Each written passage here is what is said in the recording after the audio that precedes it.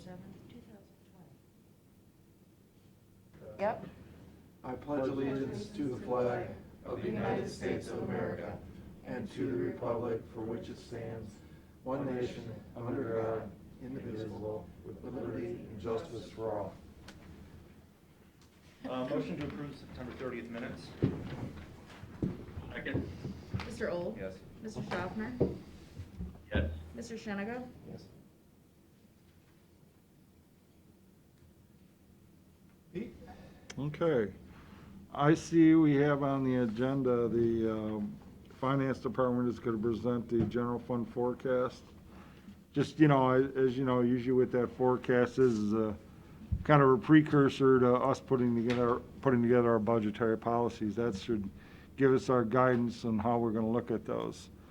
But before that, there's another piece that goes in there, and that is on health insurance. So we get a recommendation from the Cost Containment Committee every year. Usually we also have like a strategic planning meeting with certain members of that committee, and with our consultant, and this is their recommendation for next year. Essentially what it's saying is that we're going to keep our employer and employee rates the same. So essentially no changes.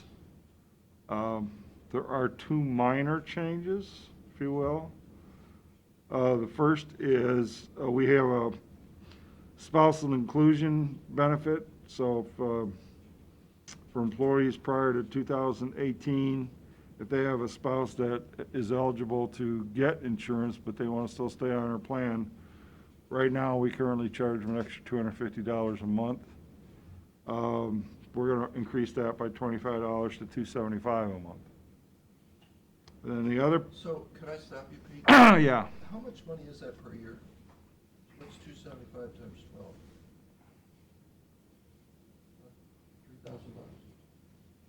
$3,000. yeah, I suppose. And what does it cost? I don't know, we don't know. Because in our company's plan, it goes from, it's like more than, it's almost double. Mm-hmm. Well, again, now remember, from 2018 and on,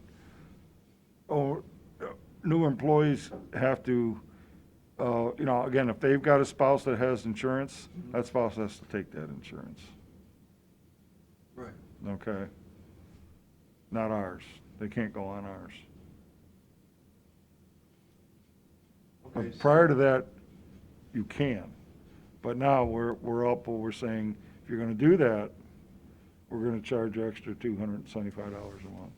Because what I've always said is that, and I know what we do, is that if you have the option, including employee, to go on somebody else's insurance, we'll pay you extra money. We don't do that. No, because we're self-insured. But I mean, why can't we give them more hourly pay? I just don't ever recommend it. For self-insurance, that doesn't work. Because you have to fund your plan, Because you feel that you're gonna have less employees. right? And to me, that seems like more risks. Not more money, but more risks. Mm-hmm. And I like to minimize my risk. But, so it's 275, 3,000 a year, Mm-hmm. and we really don't know what the difference between, because it varies whether it's a single. Yeah, we don't think there's a whole lot of people on it. 34. 34. And that number's in addition to the premium that would be paid, correct? Yes. That's the extra charge. That's $3,300 a year. Yep. Is it, yeah, Mm-hmm. but they're only paying, what, 11% of the cost? 13. 13? Yep. Pretty good deal. Pretty good deal. Yeah. So that's the one change. The other one is, and I really never realized this, but our high deductible health plan still had a piece of co-insurance in it, which, when I always thought a high deductible health plan, it's like, okay, here's your high deductible limit, that's it. But ours was kind of goofy in that fact that we had a piece of co-insurance in it, which really is not a lot. So what I said is, it was recommended to just get rid of that and make this what I want to call a true high deductible health plan. Here's the maximum out-of-pocket dollar limit, deductible that you're responsible for, and then that's it. Except if you're inpatient, in-network or out-of-network. Yeah, I think there are some differences there, Big differences. yeah. Because you have to meet one, and then you have to go meet the other, too. Yeah, yeah, see, before it was a $2,800 deductible, then there was $200 worth of co-insurance on a single, and $5,600 on a family, and $400 co-insurance. So the maximum out-of-pocket was $3,000 and $6,000. I said, well, let's just make it that. And then no more of this co-insurance piece at all. To me, this really makes it a true high deductible health plan. Ours was kind of a hybrid, whatever reason, I don't know, when we started that out.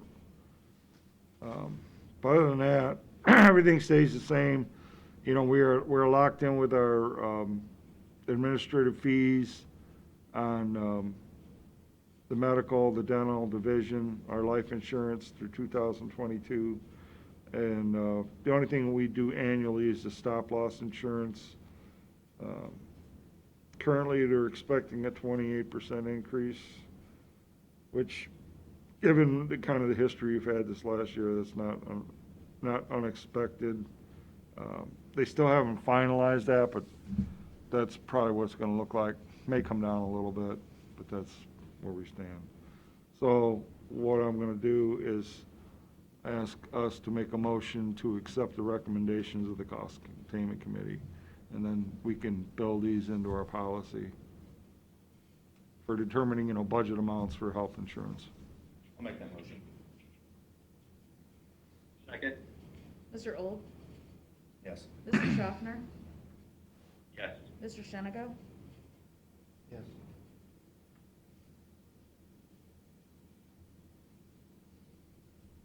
That's all I got. Roger, you want to vote?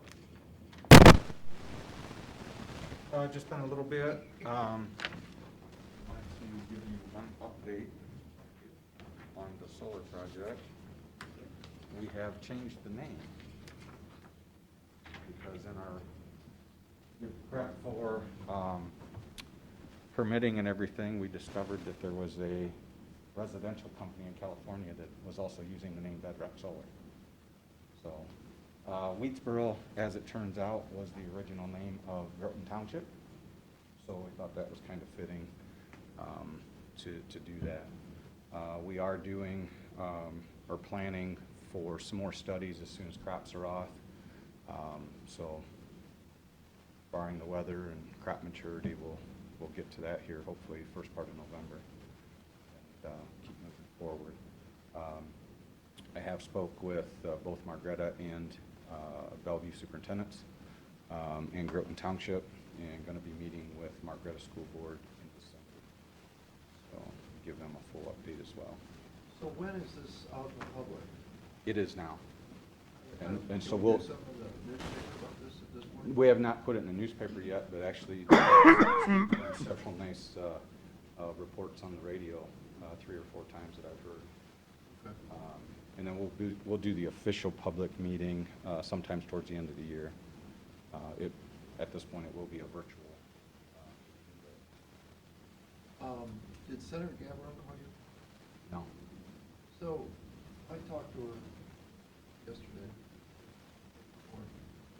and she was asking me, she didn't know about this, so I told her. Mhm.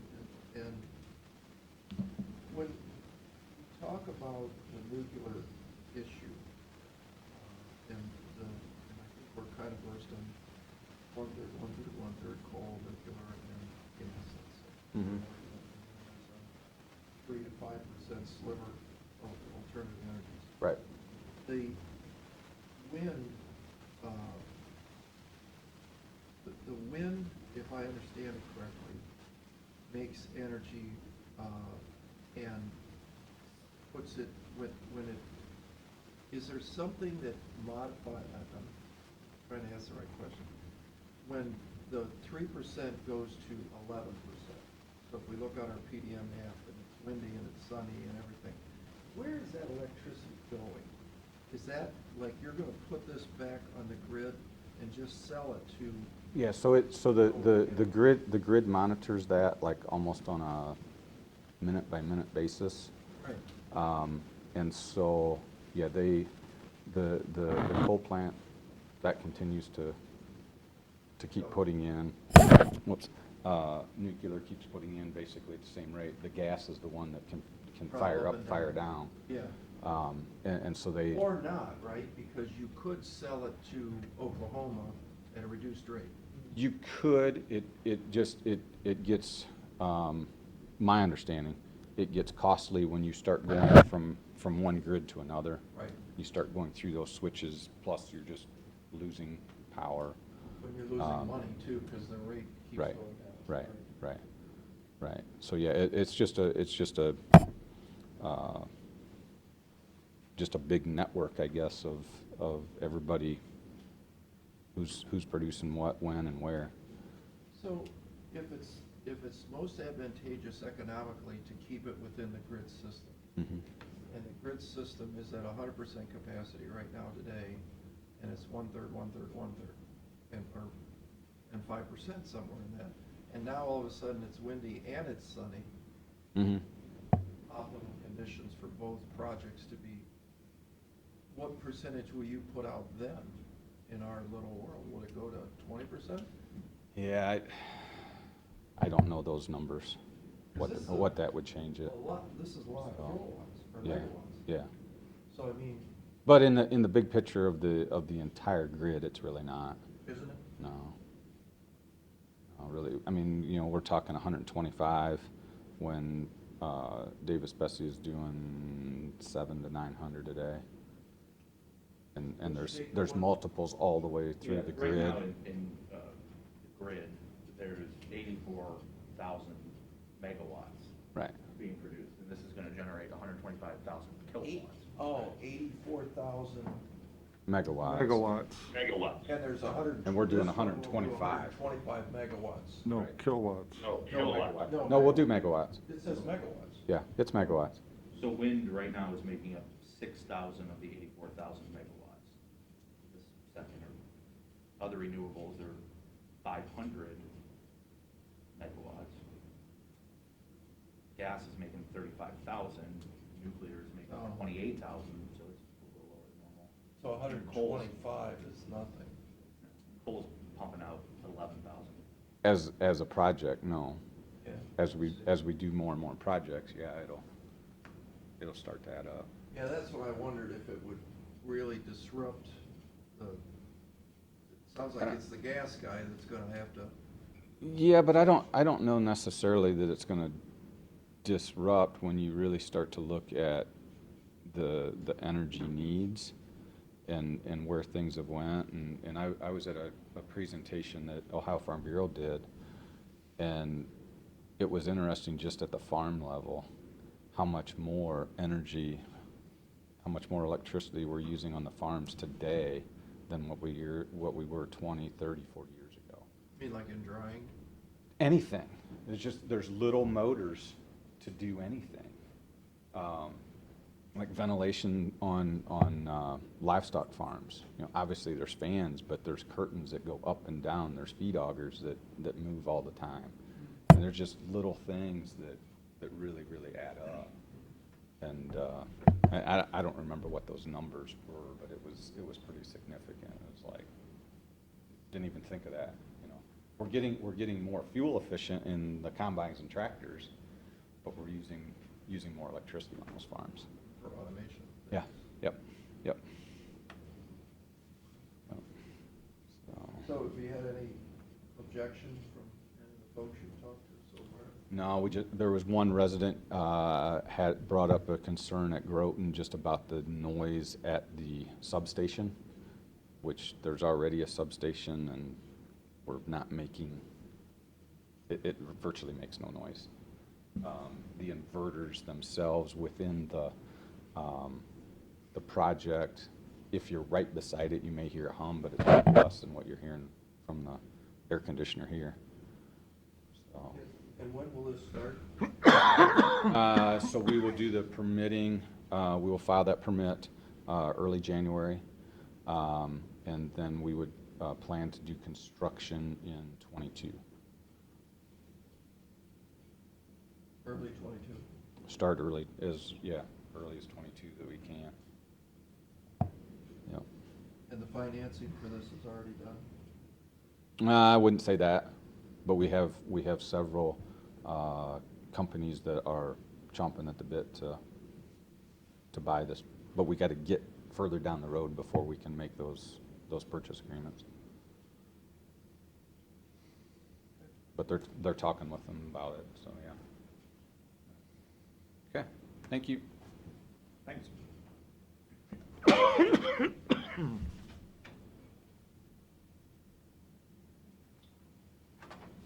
Okay. Pete, did you have any other issues? Nope. Okay, let's do our finance report now.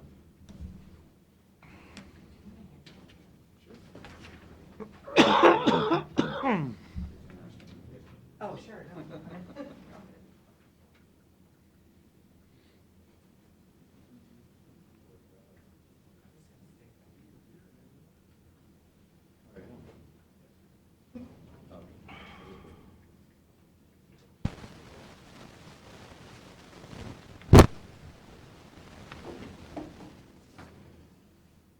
I don't need it.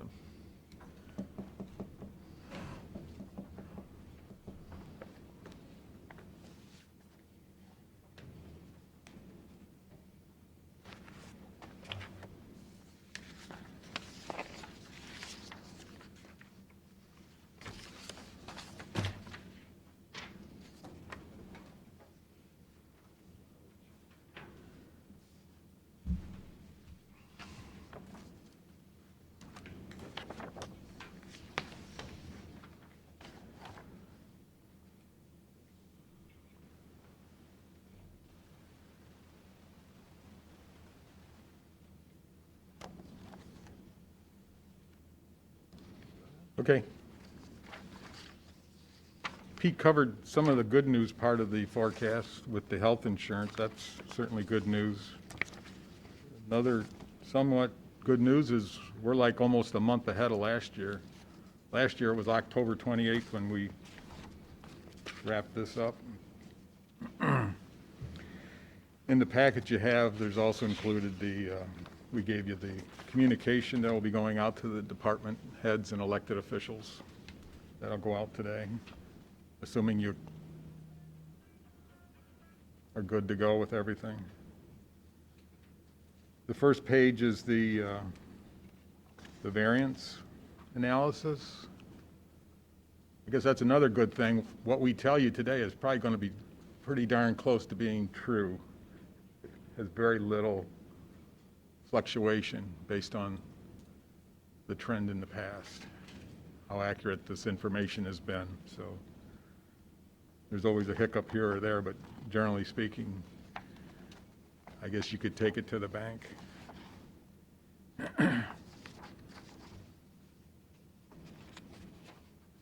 There's the short page, and then there's the two attachments right afterwards, which gives you line item details on revenues and expenses, where the fluctuations occurred for 19.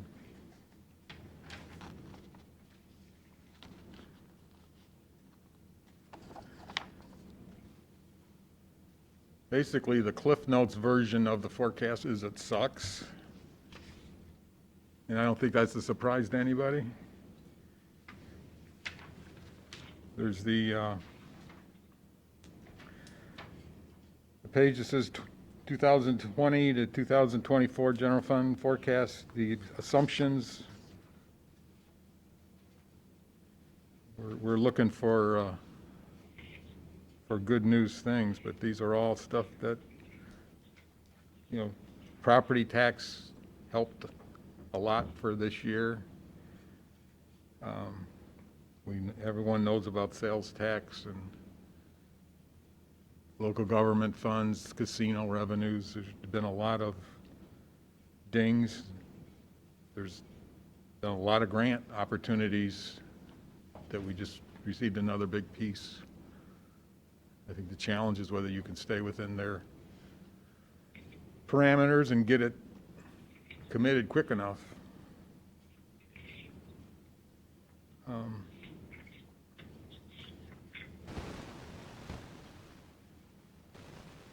Well, I think one of the big things, again, knowing that these numbers, they do not include any lodging tax transactions, they do not include any sunset sales tax, which finally, those numbers are really finally going away, that they're pretty much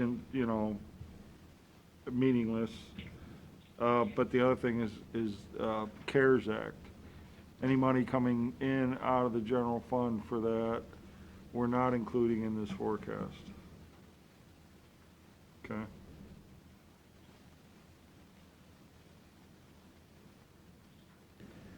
Yeah, so I guess as we analyze the general fund going forward, at least for the rest of this year, besides the bed tax and the sunset sales tax, yeah, we'll have to note the lodging tax, or the CARES funds. But a lot of the general fund departments are participating in those.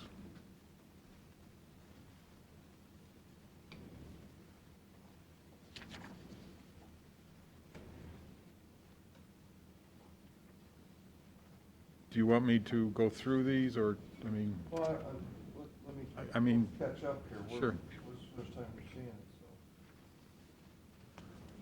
so you're on the general fund cash flow forecast summary sheet, Yep, it's, Base assumptions. base assumptions. Oh, I'm on this page, I'm looking at Yeah, you're already at the numbers. This is how we come up with the numbers. Yeah, whatever. Well, I think there's a few important things in here. All right.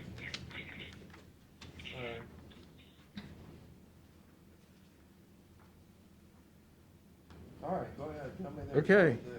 something. Oh. The first one there, economics, I mean, we're not expecting any growth until maybe 22. Investment income is going to tank.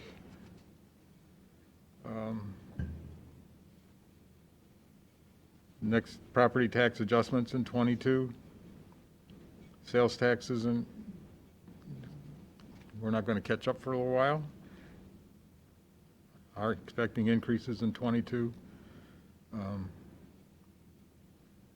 you remember, Nexus was always going to be kind of a capital, it was going to help out our capital funding, but I don't know if. Just that here? Anybody remember? 225, I think is down to. But It was- supposed to get like 4 or 5. At one time, the number was over 800,000. Did they lose though, the appeal thing to the state? Nexus, yeah, they did. So what does that mean to us?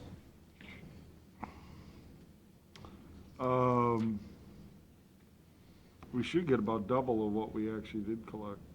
It's, I do not believe they,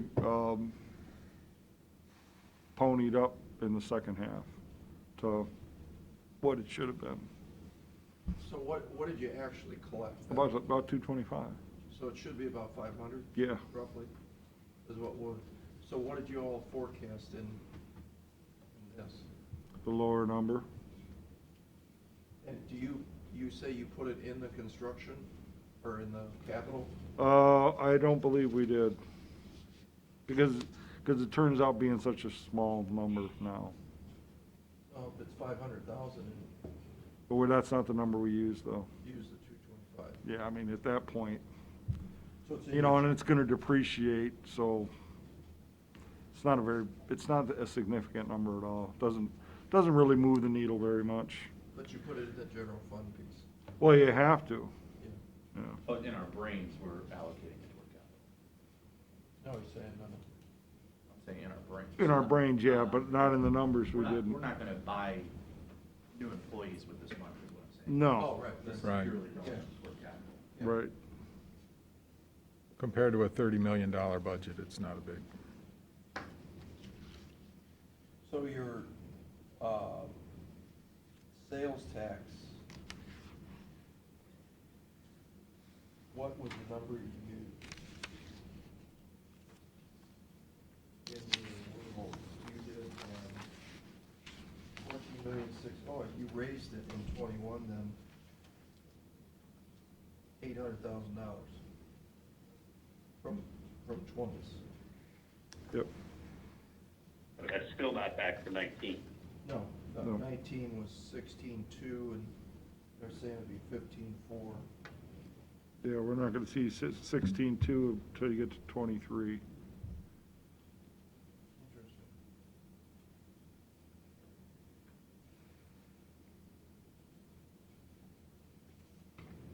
Okay.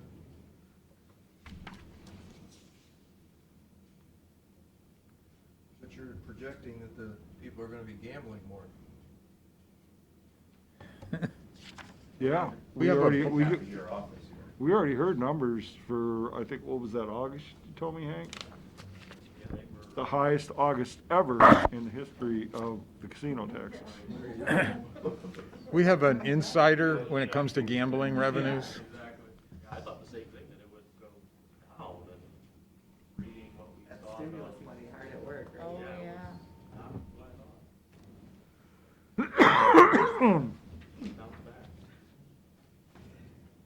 All right, what else?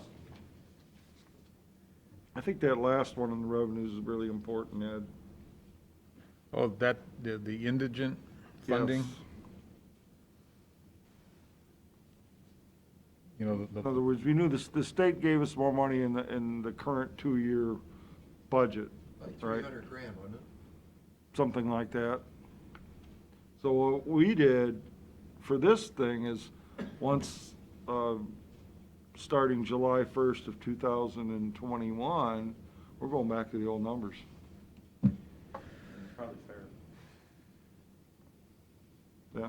So we got the money, $300,000, let's say, in 19 and 20. yeah. And that's a June thing, right?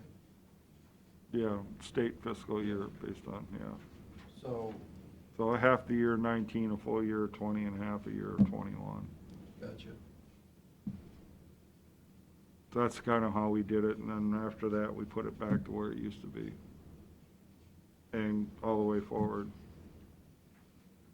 Okay.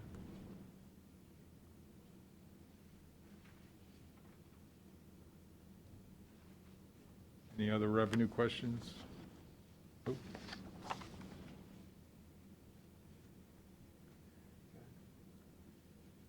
On the expense side, I think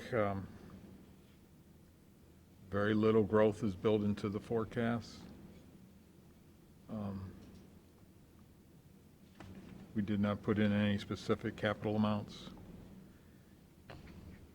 No pay increases. Pete already talked about health insurance for 21. But 10% thereafter. Right.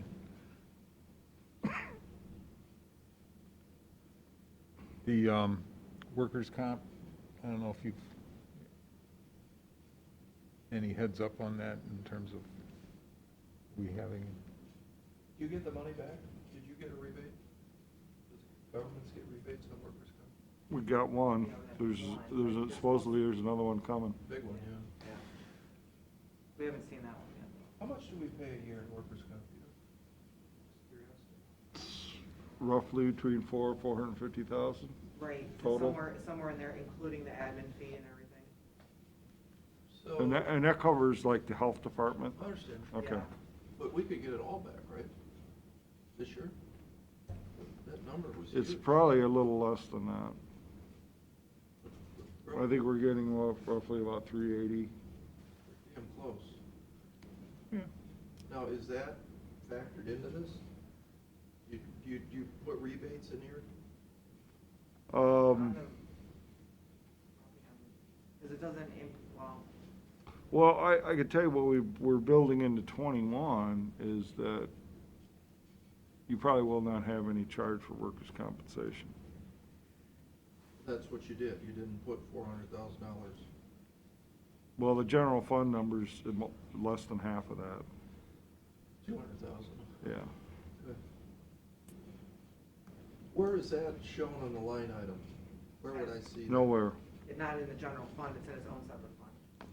So we can't see that, it's under, what, payroll expense? It It's wouldn't an- be on this, It this is is for, general fund. yeah, I mean, there's a line item in every single individual budget where you have payroll. Okay. On It's my just county a- just a commissioners, number, they say yeah. payroll, And that's cooked into that health insurance. Yeah, Right, yeah. right. Mhm. Well, we've been telling people to budget about 1%, a little bit more than that. They're like, when they did their 2020 budgets, so it's a small number. You know, it's even probably more like along the lines of like Medicare and things like that. And again, the way we do it though is, we don't allocate it across the board, it's based on experience, so if you're a high claim area, your premium's higher. So for usually how what you see is sheriff, DOES, engineer, facilities, dog kennels, warden, surprising. Unfortunately, doggy, yeah. the detention home, those numbers are usually higher than, say, like your prosecutor's office or your recorder's office or ours, or, yeah. So, where I'm going with this is, let's say the sheriff, who has 90 employees, and his workers' comp's probably high, I would guess, on those kind of guys. Yeah, he's got a bigger number, So, does he get, where's that 50,000 go? In his world, he's got $50,000, now he's gonna get a rebate of $50,000. He just doesn't get charged it. So he can move that budget money around in his That's what I'm getting budget, at. yeah. Can he do that? If we say, if we Right, allow whatever it, you guys say, it's okay, sure. yeah. We could buy a cruiser with it, for instance? If you guys, Yes, if you that's guys, okay, sure. if you guys say, yeah, you can move it into your vehicle purchase account, sure. So, But if you don't let him move that money, then he can't spend it on it. well, we would not know to do that unless somebody told us that the 50,000 was there. No, so when that check comes back in, you know, we're gonna get a blank, or a big check for, you know, X number of dollars. We don't get to see where that breaks down. We don't know that the sheriff's got $50,000 more. And hey, let's buy a cruiser. Can you guys tell us that? Yeah. You know, this department got this, and, you know, the It's not commissioners. that they're getting it, we just aren't charging it. So originally, we budgeted No, I that think you're, 50,000. I thought you're getting a check. No, Okay, we get it, but we don't disperse it out to the. yeah, we don't give it to the individual individual offices. No, I understand, but there's Right. still, you're gonna get a check. Yep, And then if we knew what to do with that check, well, 50,000 of it was the sheriff's. Oh, great, all right, we could do something with it. It's not a one-for-one though, because we budget, say, 1% of their regular salaries, part-time, all that, right? We budget the 1%. We're not gonna charge them for that because our reserves have enough sitting there to cover that because of those rebates. Now, we could tell you, hey, we budgeted 50 grand for workers' comp for the sheriff, that's what we budgeted, and we aren't gonna charge him. So in theory, he has 50,000 sitting there that was allocated. No, I understand, I know Okay. that, I see what you're saying there, but what, rather than dump this, you know, $400,000 or whatever it is, check into the general fund, and then it just gets. it doesn't, no, it doesn't go in the general fund. Where's it go? There's it's called an internal service fund that we use for workers' comp. It's just like the health fund, Yeah. health trust fund, that's a separate fund unto itself, so is our workers' comp fund. And then we just funnel money, you know, into it from, say, if we charge the departments for all the premiums, and then we pay the premium out of that fund. But see, that money gets lost in the shuffle, because we never see it. So I see what you're doing, you're gonna put it in a special fund, and then that fund's gonna have a balance, so next year, when the bill comes in, we'll just pay it out of that fund. Yep, Yep. But what you've done is somehow muddied the water, because in the end, next year, or the following year, or whatever, they're gonna get a salary line item that's not budgeted, is budgeted. It's always budgeted. Yeah. It's always gonna be budgeted, But it's just, somehow it's there's just gonna be whether too or much not we money spend it. somewhere. yeah. Mhm. Somewhere there's gonna be too much money in that guy's account. 'Cause if you give him X number for 90 employees, Well, I will tell you, what we were planning for 21 is that, say like the sheriff, for example, the 50,000 we would budget in his workers' comp account, because we know we're gonna have this refund, we're not gonna budget 50,000 in his workers' comp account, it will be zero. doesn't that throw your budgeting process off? Because now instead of 7 million, you're gonna give him $6,990,000, and he's gonna go, hey, why are you cutting my budget? Because depending on what you guys decide, we may have to cut all budgets anyway. Well, I know, regardless. of So that helps people make a like small decision on where they're cutting already. Already made it for them. Well, but that becomes a long-term problem when we do that. 'Cause now I Well, spent this we money just have to on know, it. we just have to know that every year, so like for 22, that, guess what? But that's going back in your budget again, you know? But you It's can just see, like, okay, with the health insurance, right? Open enrollment could change from year to year, so we have the same problem. You know, open enrollment can change, so one year we're giving them more because they have all these family plans, and now they have a bunch of single people, so now their budget goes down. It's the same problem, but we'll see that when we're doing our budget. We'll know that. How much are we gonna charge? Because every year we talk about, how much are we gonna charge for workers' comp? What's our rate gonna be based on the rates we're seeing from the Bureau? So we'll catch, we will know that, just as we know open enrollment. When open enrollment's done, we know what the census is, and that's what we charge. That's how much we budget. So Ziggy's budget, can, like in that example, can go up and down based on the demographics of his deputies. yeah, I understand that on the health insurance. But where I'm losing you guys is you get this $400,000 check. And to me, it seems like that's getting lost in the shuffle, because you're just gonna spend it next year, basically, or pay premium next year. So he's gonna get less money, and then the following year, when he comes back, he's gonna go, hey, why are you cutting this budget by X number of dollars? Yeah, it's only $50,000, but I don't think we're not gonna remember, that we need to give him an extra $50,000 next year. When we look at the salary lines, I think we look at those more individually, not just as a whole. We aren't looking at it as like, your office supply number is this. We look at like, what are your salaries, taxes, obviously, those just fall. We look at those more individually, like even when we pass the budget, we have a separate line for that. Yeah. It's not lumped into just all supplies or services. Yeah. It's individually line item. Yeah, we won't forget something like that. I mean, it's part of the process,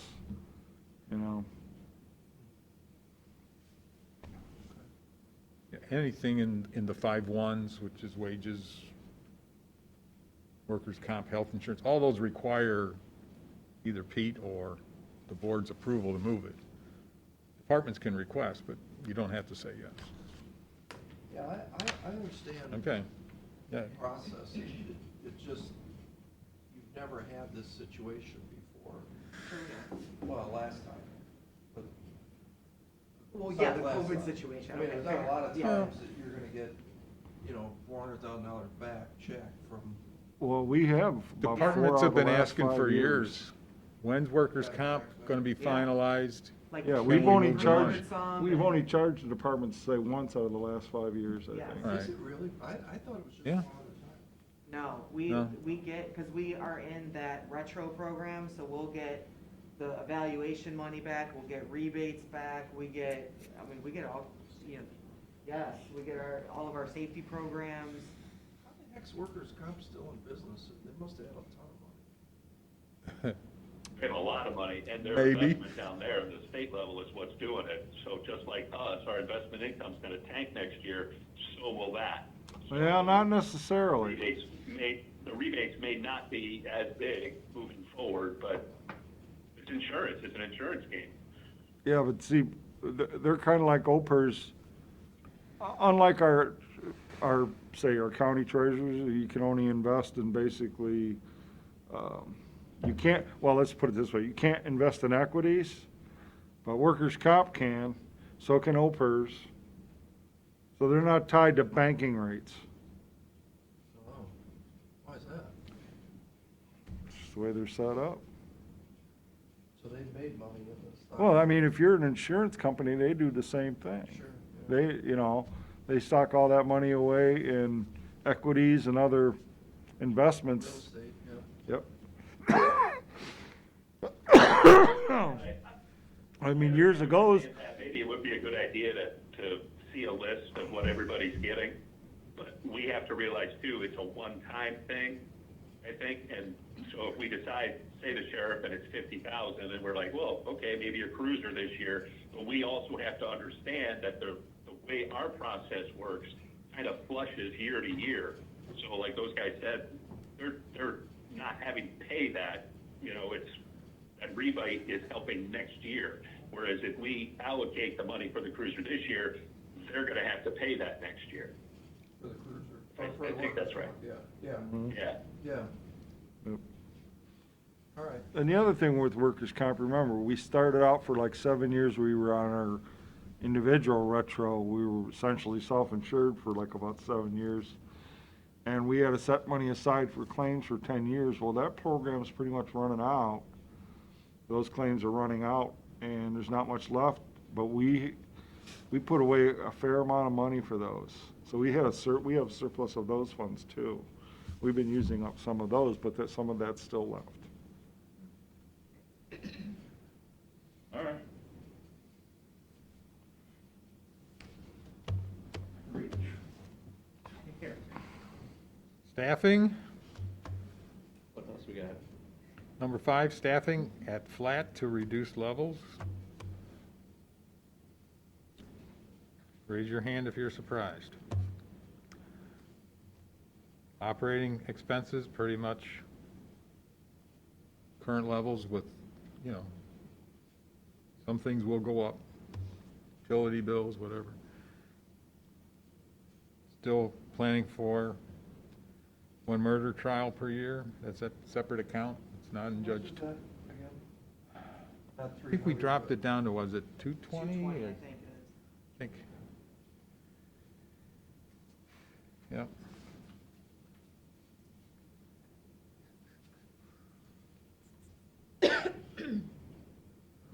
Oh, Go ahead. child It custody. seems like there's a fair bit of murdering going on. Are you sure we're not? Well, there's a lot of, A lot of them don't go to trial. I mean, I just want to make sure. I mean, I'm reading the newspaper. you're on target there, unfortunately. Yeah, if you've got the sheriff's jailers list, and look at some of the charges, and yeah, you got some murder charges. Well, that's just what I'm saying. Yeah, there's more than one in there, yeah. We might want to pack that in our brains when we do the budget. Well, they're only capital murders, so is what costs. The really costly ones, regular ones that's not capital, they're still 40 to 60,000. So how many murders do we have in our hotel today? Is it a lot? I think there's probably 4, Yeah, I was gonna say there's 3 or 4. 3 or Is there 4, really? yeah. Are they capitals? Or they haven't been charged? I don't know that they've been, some of them are pretty recent. Well, so what you're getting at is maybe the number shouldn't be reduced. That's what I'm saying, is perhaps we need to think about putting more money in there, because I think this could be a busy year. Yeah, Yeah, no, more than likely next year, yeah, But, yeah, yeah. that's what I'm saying, when we do the budget, let's make a little note. Right. I think number 8's important, you gotta explain that one, Ed. The children's services, is much like mandated share, similar. We're being told what we have to pay. Whereas in prior years, it was kind of like up to us to work that out, but. So we're kind of locked in. Well, we're not allowed to reduce it beyond what it was last year, right? That's like the new floor. Kind of. Yeah. Short of us- It's a rolling average, Short of us asking. for it. but again, that was with the 2-year state budget, so as of July 1st, 2021, we don't know what it's gonna be. So what we did was we moved it back to normal levels. 1,350,000 or 1,584,000?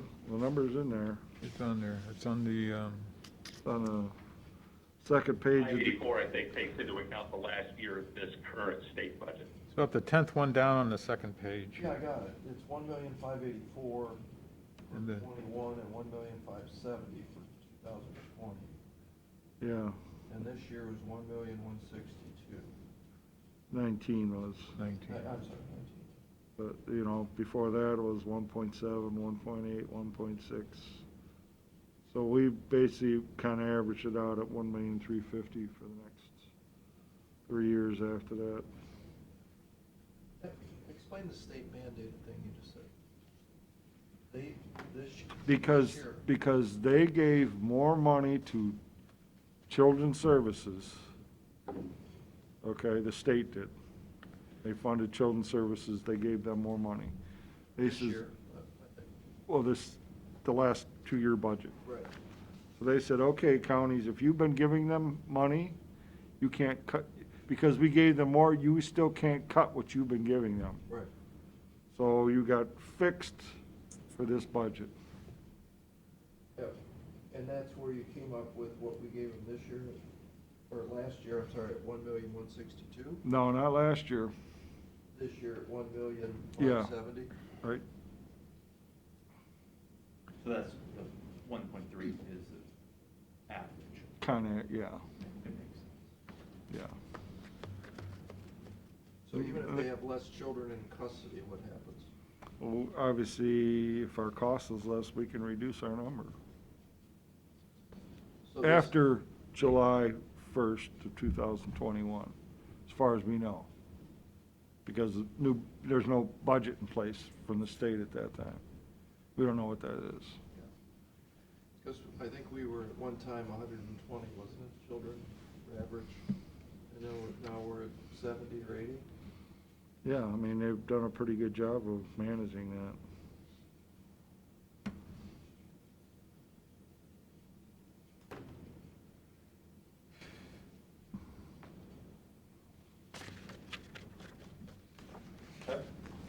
Still high, though.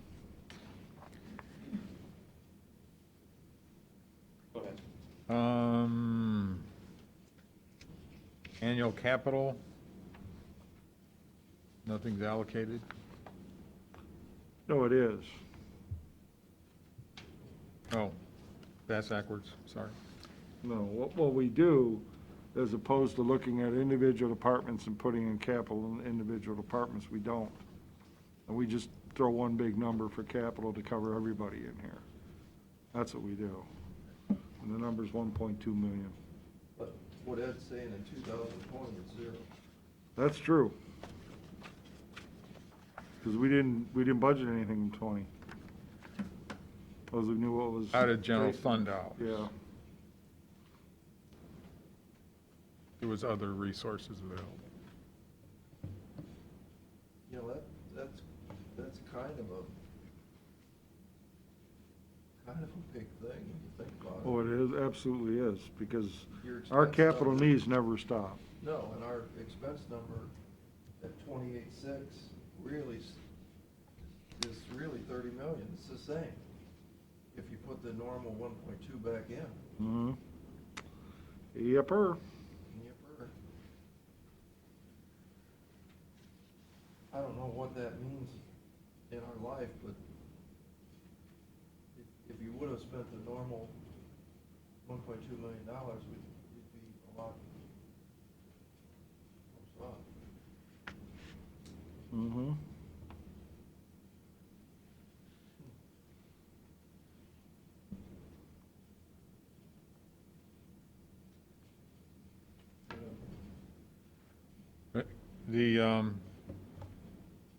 The bonuses recently approved are not included in 2020's numbers. Why is that? They're just one. Because by the time we did these numbers, those had not been approved yet. How much money is that? Then you'd have to go back and change all the operating departments' numbers. We hadn't changed it, but, I mean, we have a pretty darn good idea what that number is. What do you think it is? It's what, roughly about 250,000 or so?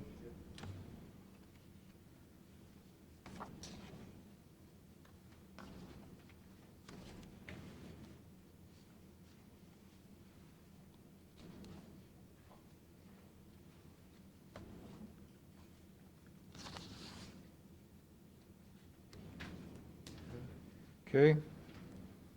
No operating contingencies.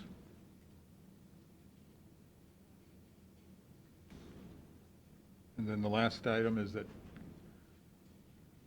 preparing for the next extra pay period, starting to set aside funds for the, in the compensated absence fund.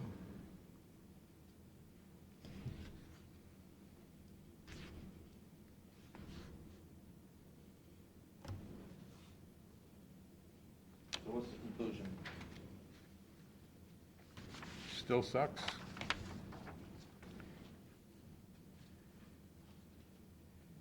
The normal target is, do we have structural balance? And no, we don't.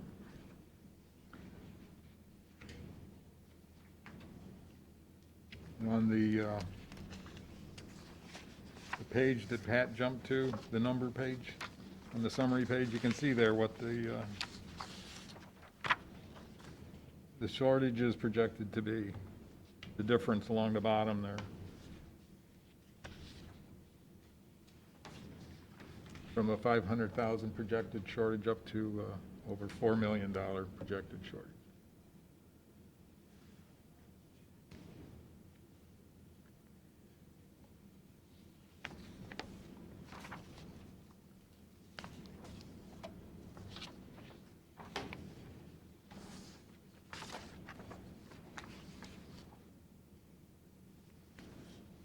Yeah, I mean, he's got a graph in there, graphically, you can see it where, up at the upper top, where the red, which is our receipts, but is down below the blue line, which is our expenses, so it's just showing that, you know, after 20, you know, we're spending more than what we're bringing in.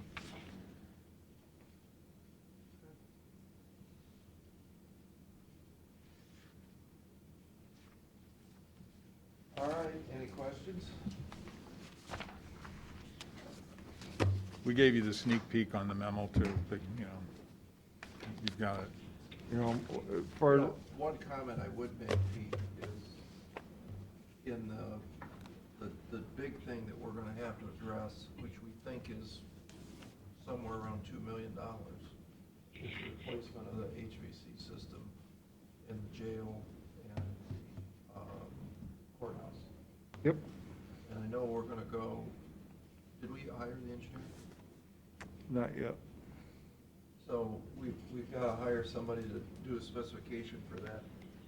So I don't know if we should increase the jail capital facilities budget from 200, whatever it is. Oh, that's essentially as our maintenance budget. No, I know, but you could either put in there, or you could put it in capital, but in either case, I don't think the 1.2 is the number.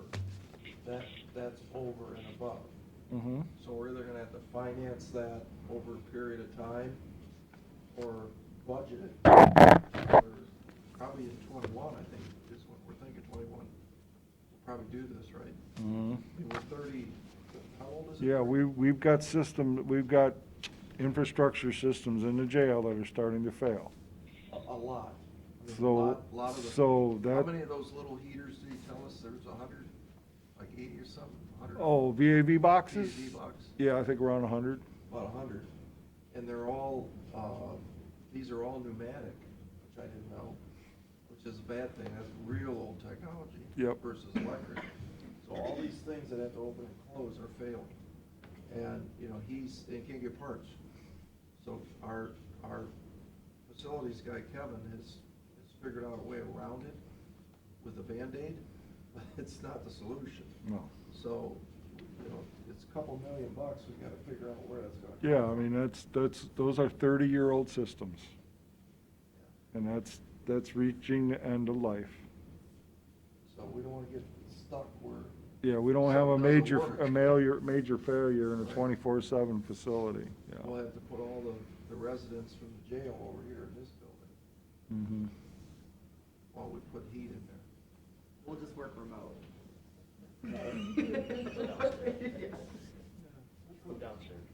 The murder guys will probably get in the conference room downstairs. Are there still programs out there that HVAC and those energy saving programs that, Not anymore. Not You know, anymore? With energy costs at low. As you know, low we as got they've that gone. deal on those lights in the parking garage for free. No, I think that kind of brings up a point. I think that stuff is still in the books in the state of Ohio, but the reality is,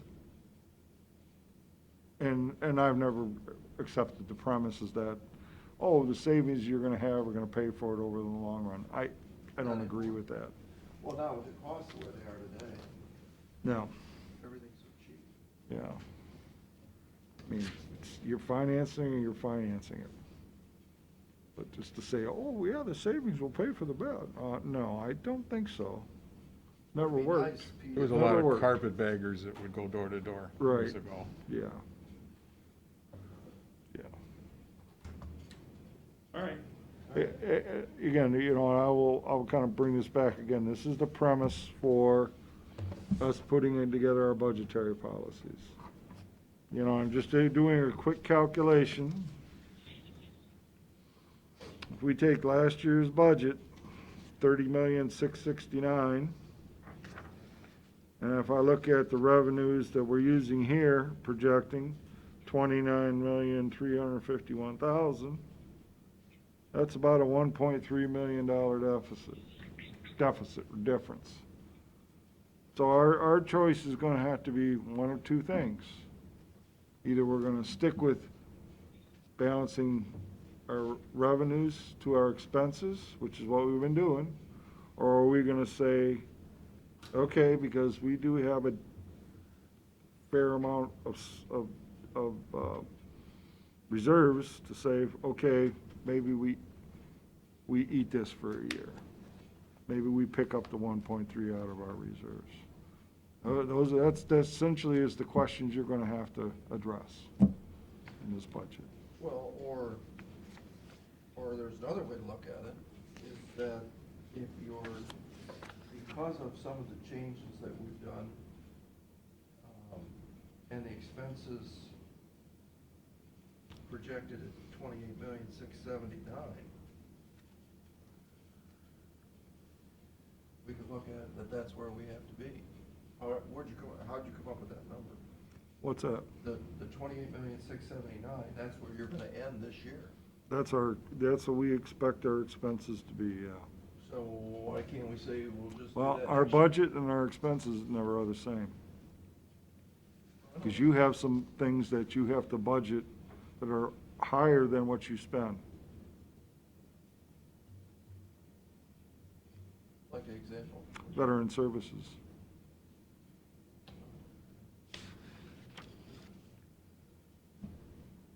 Well, we'll go through the process the same as we do every year on board.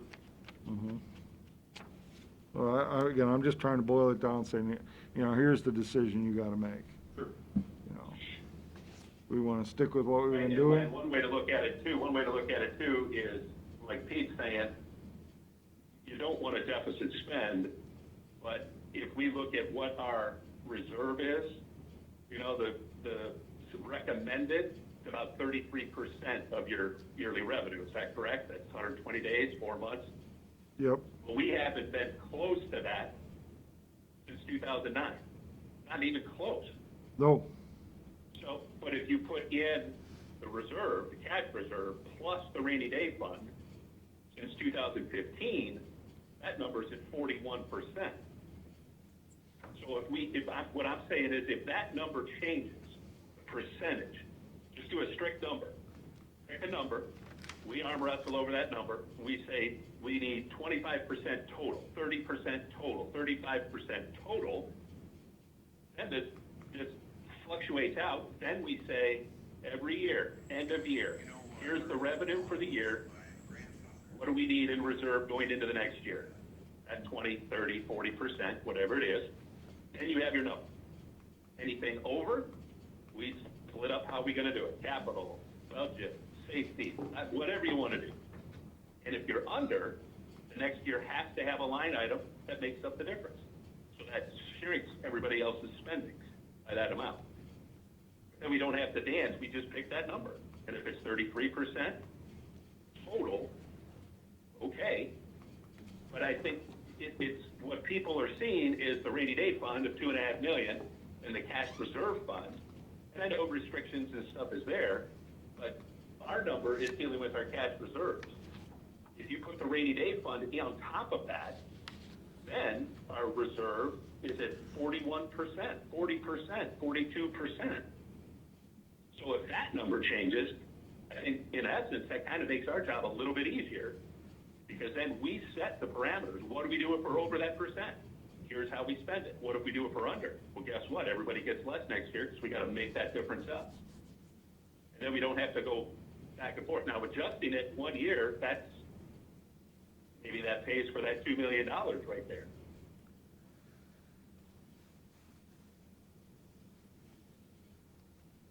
So that's just another way to look at that, rather than just kind of spitballing and, we're going to do this, we're not going to do this, we'll try this, we won't try this. Yeah, I mean, that's the discussion we have to have coming up with our budgetary policies. And again, remember, what we already committed out of the rainy day was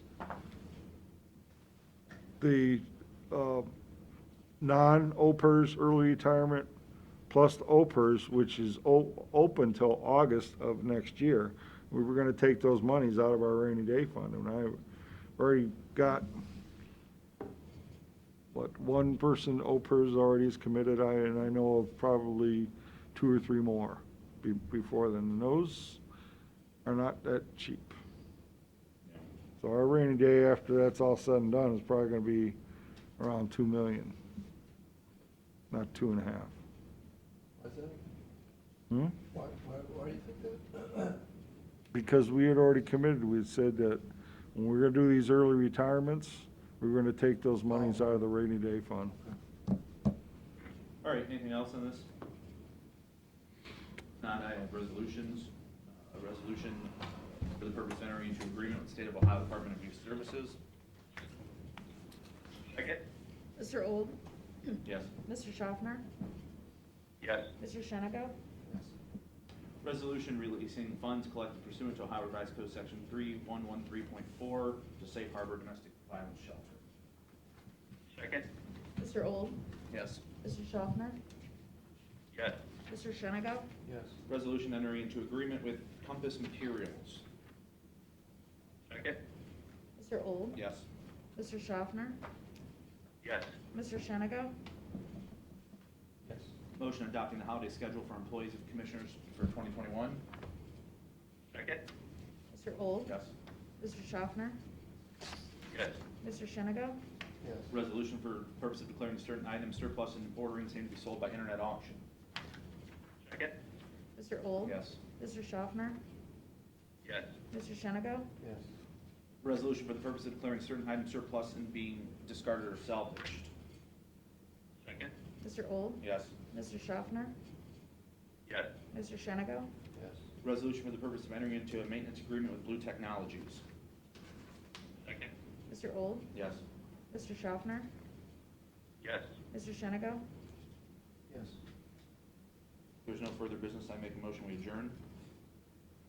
Second? Mr. Old? Yes. Mr. Schaffner?